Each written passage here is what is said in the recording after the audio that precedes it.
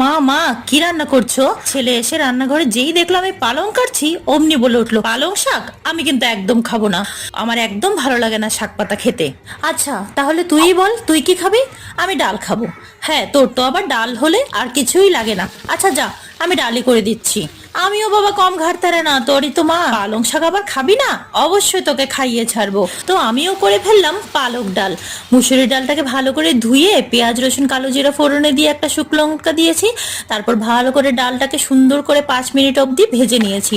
যখন ডালটা ভাজতে ভাজতে ঝরঝরা হয়ে গেছে, তারপর জল দিয়ে খানিকটা ফুটতে দিয়েছি। ডালটা 50% হয়ে যাওয়ার পর পালং শাকগুলোও দিয়ে দিয়েছি। তারপর রান্না করার পর তো আমার ছেলের সামনে দেওয়ার পর আমাকে বলছে, মা সেই তুমি আমাকে পালং শাক খাইয়েই ছাড়লে। আমি বললাম, বাবা তুই খেয়ে তো দেখ কেমন হয়েছে। প্রথম গ্রাস মুখে তোলার পর বলছে, মা হেব্বি হয়েছে। এরকম মাঝে মাঝে রান্না করে দিবা। তো চলো আজকে টাটা, ভালো লাগলে সাবস্ক্রাইব করে সাথে থাকবে। আবার কালকে দেখা হবে তোমাদের সাথে।